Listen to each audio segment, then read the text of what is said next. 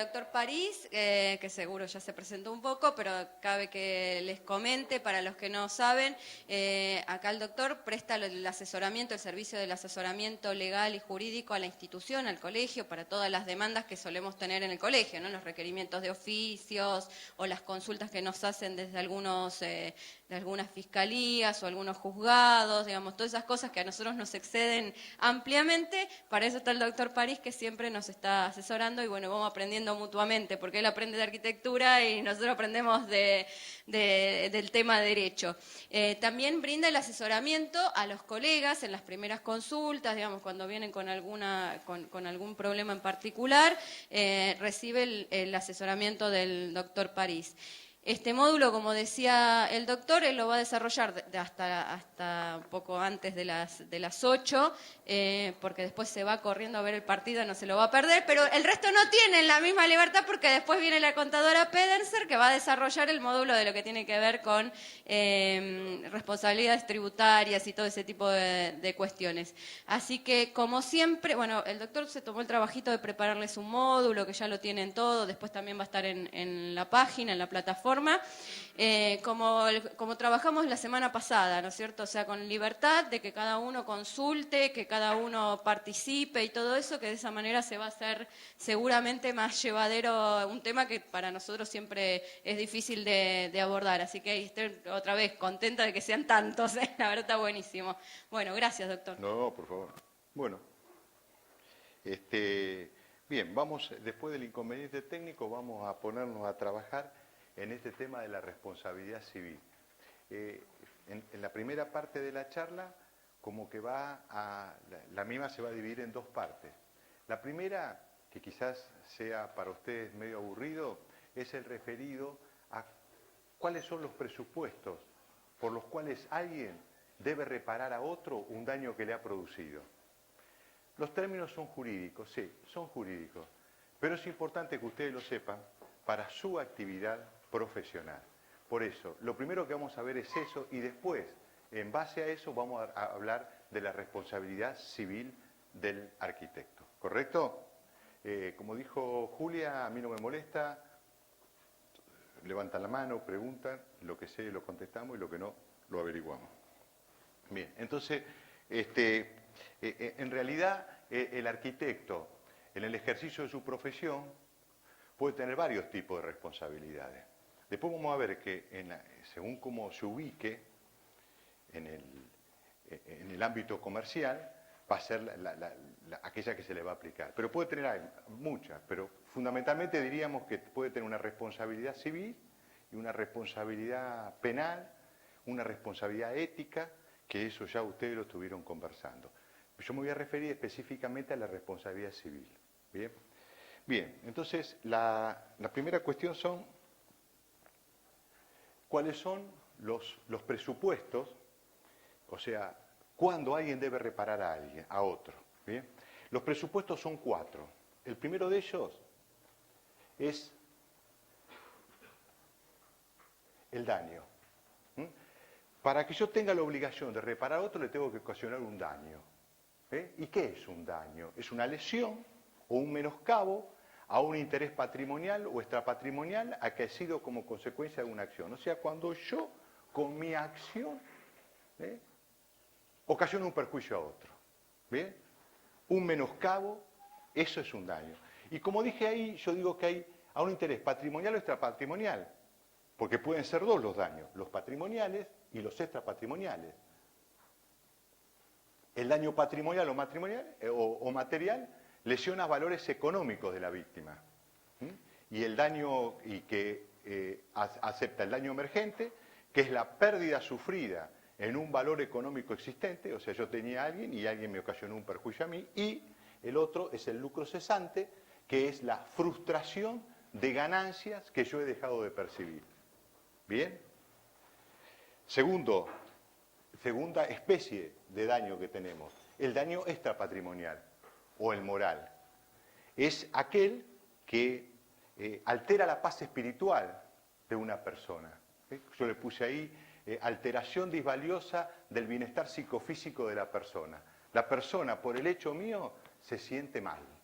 Yo le ocasiono un malestar no físico, psíquico, porque si fuera físico estaría en el otro aspecto, en el daño patrimonial y extrapatrimonial. ¿Ok? ¿Estamos? Bien.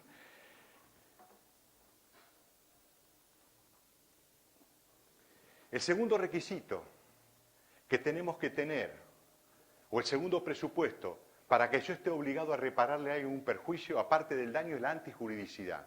¿Qué quiere decir esto? Que la conducta mía tiene que ser contraria al ordenamiento jurídico. O sea, mi conducta tiene que ser contraria a la ley. ¿Por qué? Porque si es de acuerdo a la ley, no hay ningún problema. Si yo voy y desalojo a una persona porque tengo una orden judicial, evidentemente estoy ejerciendo, estoy echando a alguien de un lugar, pero tengo un fundamento legal. Por eso, yo le puse a continuación cuáles son las causas que borran la antijuridicidad. O sea, cuando, aunque haya antijuridicidad, no soy responsable del comportamiento dañoso. Por ejemplo, cuando ejercito un derecho que yo tengo. ¿Está claro? Ahí no hay antijuridicidad. Por ejemplo, cuando cumplo un deber legal. Cuando yo estoy cumpliendo, denuncio a alguien que cometió un delito. No, sí, bueno, pero yo cumplí con mi deber legal. Cuando hay estado de necesidad. Cuando yo estoy en un estado de violencia tal que por eso tengo que hacer determinada situación. Estoy en su casa, se incendia la casa y yo estoy con un hacha, rompo la ventana. Y sí, la rompo porque si no, no salía. ¿Se dan cuenta? El hecho es antijurídico porque pues, estoy causando un daño a otro.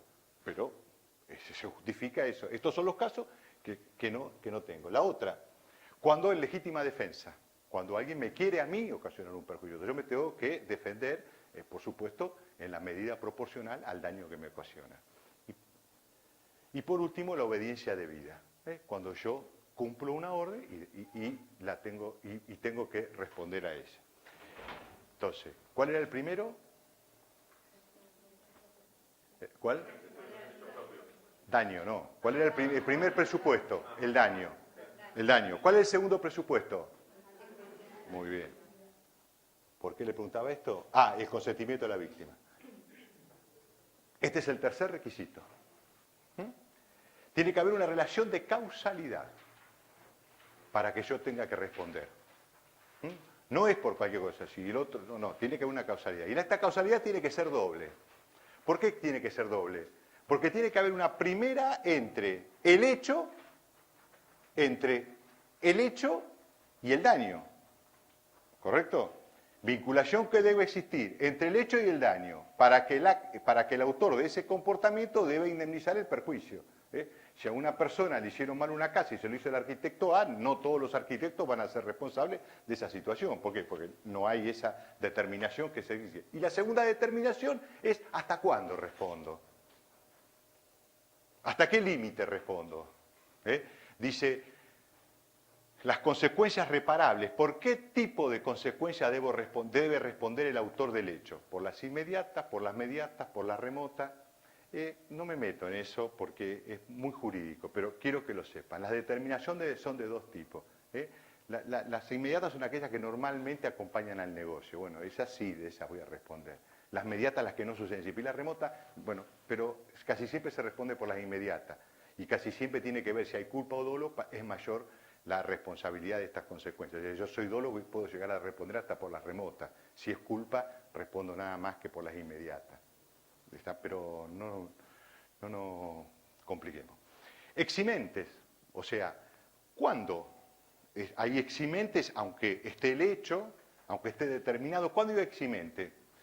Cuando caso fortuito o fuerza mayor. El Código Civil dice caso fortuito o fuerza mayor es el que no ha podido preverse o que previsto no ha podido evitarse. Yo me comprometo a entregar la obra en determinado plazo, pero resulta que llovió, pero no lo normal, no lo normal, porque lo normal lo tengo que calcular. Llovió como no llovió en 100 años en la ciudad de Mar del Plata. De hecho, caso fortuito o fuerza mayor, del cual yo no voy. O hubo huelga. Aunque acá más o menos es más normal, ¿no? Pero digamos una huelga extraordinaria, sería un caso. Segundo, hechos del príncipe, la responsabilidad del Estado. Cuando el Estado es el que modifica las reglas de juego. Mar del Plata, la zona roja, ¿se acuerdan? zona roja, digo yo, porque el lenguaje cuando estábamos tratando eso se llama zona roja, no en el sentido que ustedes se imaginan, sino se ubican en la calle Castelli, Sarmiento, ¿se acuerdan toda esa zona? Que el poder municipal había habilitado las construcciones y de pronto dijo separa todo. El hecho del príncipe. Ahí puede venir mi comitente y decirme, escúcheme, usted me hizo un proyecto ahí para hacer 7 pisos. Y, bueno, el Estado me lo cerró y me quitó esa posibilidad. ¿Está claro? Y segundo, último digo, el hecho de la víctima o de un tercero porque no se debe responder. O sea, ese es otro eximente. Cuando la víctima comete un delito, o cuando la víctima tiene un actuar negligente, no comete un delito, tiene un actuar negligente, o por un tercero por el cual yo no debo responder. Bien, esos son los 3 eximentes a esta relación de causalidad. Así que teníamos daño, antijuridicidad y relación de causalidad. Y entramos en el último. El último es el factor de atribución. ¿Por qué yo a alguien le puedo atribuir un hecho? Los factores de atribución pueden ser subjetivos o pueden ser objetivos. Los subjetivos son los que tienen en cuenta la reprochabilidad de la conducta del sujeto dañador. O sea, yo tengo que mirarlo al sujeto. ¿Cómo se portó? ¿Su conducta fue reprochable o no? Y recién a partir de ahí está este factor de atribución, que tiene fundamentalmente 2. El dolo y la culpa. El sujeto puede hablar con dolo. ¿Qué es el dolo? Es la intención deliberada de dañar a otro. El código dice, acción dolosa para la ejecución de un acto es toda aserción de lo que es falso o disimulado de lo verdadero. Cualquier artificio, astucia o maquinación que se emplee con ese fin. No podemos los abogados olvidarnos de recitar estas cosas, ahí está mucho mejor explicado, ¿no? Bueno, me costó ahí, pero lo pusimos. Intención deliberada de dañar a otro, con eso es suficiente. ¿Y la otra cuál es? La culpa. ¿La culpa qué es?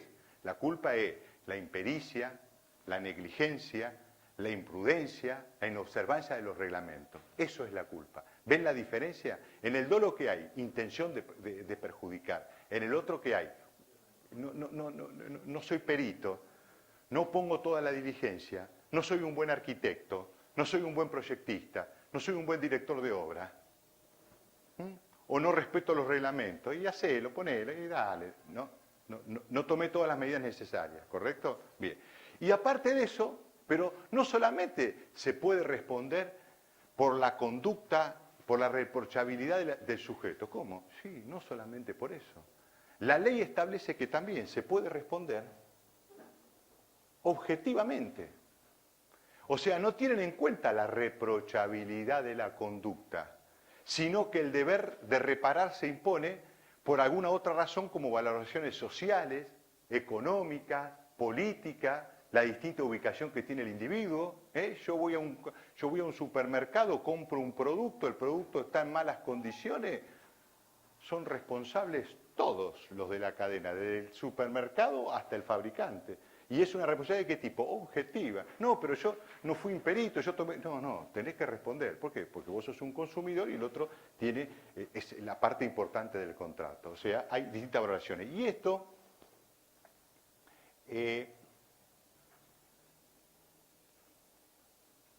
bien. Estas cosas objetivas casi siempre se tiende a la responsabilidad objetiva. En el trabajo de ustedes, en la dirección de obra, muchas veces son responsables objetivamente. Y después lo vamos a ver por qué. Bien. En estas causales objetivas, o sea que no hay, el sujeto ni hizo dolo ni fue negligente. Pues se puede responder, por ejemplo, la equidad. Puse artículos, yo me había propuesto no poner artículos. Bueno, la equidad cuando se reparan hechos involuntarios. Supóngase un hecho involuntario que alguien cometió, que fue hecho sin discernimiento, sin intención y sin libertad, igual tiene que ser responsable. ¿Por qué? Por razones de equidad. El que iba en la moto, iba en contramano, chocó, de la parte de atrás, pero murió en el choque. Iba en contramano, sí, bueno, pero el juez por ahí dice, mire, por razones de equidad, en este caso, usted va a ser responsable. Usted va a ser responsable por razones de equidad. La compañía de seguros pagarle una muerte no le va a infligir ningún problema en ese aspecto. Segundo, la garantía. Cuando yo presto una garantía, la garantía puede ser en la órbita contractual, que es aquella que surge del acuerdo de voluntades, una fianza, un aval, una cláusula penal, o puede ser extracontractual, que es cuando yo me valgo de alguien para cumplir mi tarea. Entonces ahí yo soy responsable de lo que se llama la responsabilidad del principal por el hecho del dependiente. Si yo trabajo en un lugar y cometo un hecho que debe ser reparado, también estoy obligando a quien es mi patrono a responder por ello. Bien, y por último, el abuso del derecho, que es el artículo 1071. Bueno, cuando alguien ejercita abusivamente sus derechos dentro de una órbita que no era normal. Bien, entonces, ¿cuáles eran los 4 casos que dijimos? El daño, la antijuridicidad, la relación de causalidad y el factor de atribución. Bien, pongamos un ejemplo. Yo voy en el auto por la calle, por la vereda, no, por la calle, y resulta que está cruzando un peatón. Y yo con el auto, el peatón no cruza por la senda peatonal, cruza por la mitad, pero yo lo llevo por delante. Y le ocasiono quebradura de tibia, de peroné, expuesta, y tiene que estar 3 meses en tratamiento, tiene que hacer rehabilitación, etcétera, etcétera. Bien, vamos a analizar el caso. ¿Sería responsable yo de esa situación? Primero, daño. ¿Causé un daño? Sí, causé un daño. ¿Qué daño? ¿Y qué me podrían reclamar a mí? ¿Qué tipo de daño? ¿Tengo daño patrimonial? Muy bien. O sea, el daño patrimonial sería, le rompí la ropa, bueno, y seríamos en el segundo. Te podríamos decir, le tendría que pagar la operación que le hicieron, las curaciones, esto, lo otro. Primero, le tendría que pagar también lo que dijo la compañera. ¿Cómo? Claro, pasamos por parte. Daño emergente, le pagamos también, ¿qué? Lo que dijo ella, ¿cómo se llama eso? Lo estudiamos. Lucro cesante. Lucro cesante. Le tengo que pagar también el lucro cesante. También, como dice el compañero ahí, el daño moral. Le puedo también pagar, le tengo que pagar también el daño moral. Por ejemplo, daño moral. Entonces, ese primer requisito lo tendríamos. ¿Bien? Estamos de acuerdo. Segundo requisito, ¿cuál era? La antijuridicidad. ¿Mi conducta fue de acuerdo a la ley? No, los autos no están los autos se han hecho para acá, pero no para llevar la gente por delante. O sea, todo aquel, dice la ley, artículo 1109 del Código Civil, todo aquel que por su culpa o negligencia ocasiona un daño al otro lo debe reparar. Entonces, la medida es antijurídica, es antijurídica. Tercero requisito, ¿cuál era? La relación de causalidad. ¿Existe en este caso esa relación de causalidad? A ver, explíquenmela ustedes. Sí, ¿cómo que no? ¿Por qué no, dicen ustedes? ¿No existe una vinculación entre el hecho que determina y las consecuencias reparables? Claro. ¿Y el tercer factor de atribución, cuál va a ser? ¿Subjetivo u objetivo? Bueno, esto es muy técnico. Pero lo vamos a hacer por como era antes, subjetivo. Porque la conducta mía es reprochable. Porque actué con ¿qué? ¿Con dolo o con culpa? Actué con culpa, muy bien. Pero la doctrina moderna dice que como yo manejo un auto, el auto es una cosa riesgosa.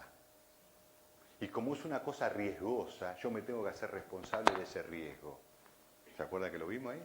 Me tengo que hacer responsable de ese riesgo. Y como me tengo que hacer responsable de ese riesgo, no es necesario que yo pruebe que no, yo tengo que responder sin lugar a ninguna duda ante esa situación. ¿Está claro? Y en el caso del ¿Cómo? Perdón. No, cuando es entre un peatón y un auto es objetivo. Cuando es entre dos autos, porque los dos son creadores riesgosos, ahí sería el subjetivo. ¿Está bien? Me quedo tranquilo que más o menos...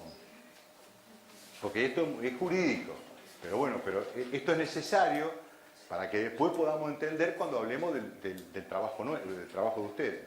¿Bien? Bien. Si esto está entendido, pasamos al segundo punto que yo puse acá, que son cuáles son las modalidades del ejercicio profesional. Las modalidades. O sea, ustedes saben bien que muchas son las competencias y las atribuciones que tienen como arquitectos, que ya las vieron, por eso yo las tenía, pero las borré de esto porque las tenían, pero no sé qué viene ahora si pusieron. Bueno, no, está bien. Entonces, lo que viene ahora es cómo se desempeña esa formalidad. El arquitecto puede desempeñarse de diversas formas. Yo le puse ahí 4 formas. Primero, en forma independiente o liberal. Es como casi trabaja la mayoría de los arquitectos. O la segunda, cuando dice asociado a otros arquitectos. Hacen una sociedad con otro arquitecto y ambos trabajan, ponen su estudio. O la tercera, ¿cuándo qué? Cuando trabaja en relación de dependencia, o sea, cuando trabaja por una institución privada o estatal y en relación de dependencia. Y la cuarta que yo le puse acá, cuando se desempeña como funcionario o como técnico en un organismo público. ¿Bien? ¿Y por qué yo puse esta forma? Porque de acuerdo a la forma que tengan va a ser la responsabilidad que va a surgirles. ¿Soy claro? Soy claro, ¿por qué? Porque si ustedes están en una relación de dependencia, ¿y qué se les va a aplicar? Y se les va a aplicar la ley de contrato de trabajo. Si ustedes tienen y surgirá ahí, si ejercen como arquitecto, en el contrato de trabajo hay una subordinación técnica, económica y jurídica. ¿El profesional puede estar en relación de dependencia? Sí. ¿Y va a estar en qué subordinación? Económica y jurídica. ¿Qué no va a haber? Subordinación técnica. ¿Por qué? Porque el técnico soy yo. ¿Está? Bien. Entonces, esta cuestión, creo que no me puedo mover de acá porque estamos justo, ¿no? Con la filmación. Bueno, entonces, cuando trabajo, si yo estoy trabajando como en una repartición pública en la Municipalidad de General Pueyrredón, si estoy trabajando en la Municipalidad de General Pueyrredón y tengo un cargo ahí, bueno, tendré mis derechos como un estatuto de empleado municipal, pero también tendré mis responsabilidades como funcionario público y podré cometer delitos, etcétera, o podré hacer responsable a la municipalidad por los hechos que yo he cumplido. Si yo tengo un contrato social con otros arquitectos, aparte de la responsabilidad profesional que voy a tener con otro, un contrato social, y voy a tener derechos y obligaciones emergentes de ¿qué? De un contrato social, ¿qué? Una SRL, una SA, o la que a ustedes se les ocurra, o una simple sociedad de hecho. ¿La idea está? Bien. Entonces yo le puse ahí cuáles son las normas aplicables, ¿vieron? Entonces digo, las distintas normativas tenemos, yo medio lo puse como está en la Constitución.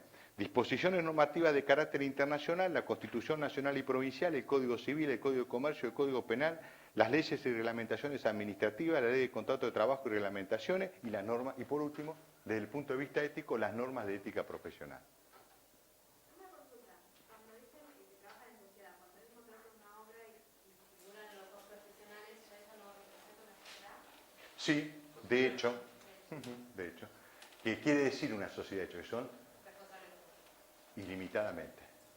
Cuando vos haces una sociedad, lo que pasa es que la arquitectura tenés que prestar como un servicio personal. Podés hacer una sociedad para otro, pero no para el ejercicio de tu profesión. ¿Contestado? Bueno, la pirámide jurídica que yo establecí, que yo dije acá, es más o menos la que establece nuestra Constitución ahora, porque antes era primero la Constitución, después los tratados y las leyes, y ahora en realidad como que hay ciertos tratados que están por encima.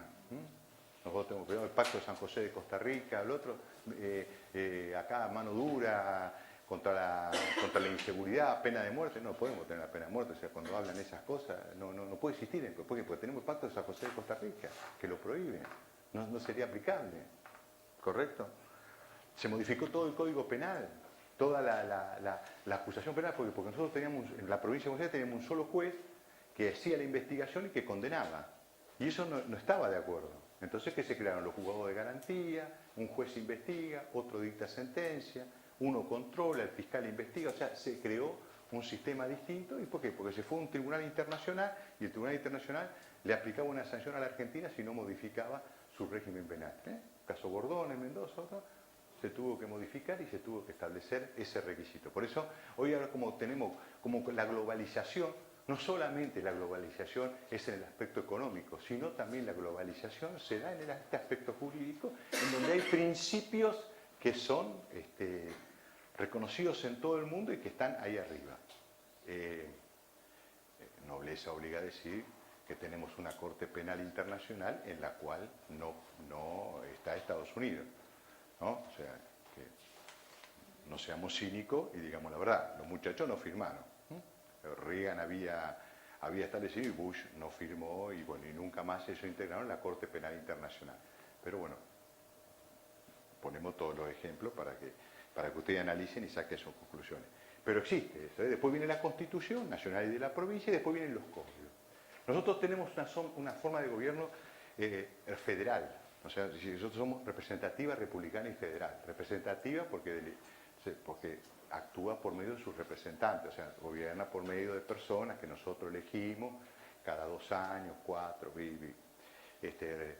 republicana, que viene del derecho romano, la república, responsabilidad, duración en los cargos, aunque cada vez la quieren hacer más ilimitada esa duración, pero bueno, responsabilidad, etcétera, etcétera. Y por último, federal. ¿Y qué quiere decir federal? Que hay un Estado central y hay provincias. Entonces las provincias delegan poderes en el central y en el poder central. ¿Por qué hago esta referencia? Porque nosotros, por ejemplo, tenemos un solo código penal que se aplica en todo el país. Tenemos un solo código civil que se aplica en todo el país.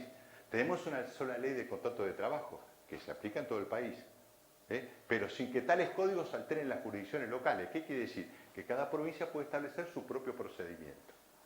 Bien, ustedes tienen un título nacional de arquitecto, ¿correcto? Les va a servir ¿para qué? Para toda la República Argentina, pero para poder ejercer, ¿qué van a tener que hacer? Y según a dónde vayan, si hay colegiación o no hay colegiación, se van a tener que inscribir. ¿Por qué? Porque eso es materia provincial, que se reservó cada provincia para sí. No es como en Estados Unidos, ¿se acuerdan de Estados Unidos? Las películas de gángster y eso, que se iban en el auto corriendo para pasar a la otra, porque ahí no estaba la pena de muerte, y bueno, acá no, acá, o sea, se aplica en todo el territorio. Bien, entonces, esto serían las consideraciones previas que hemos hecho.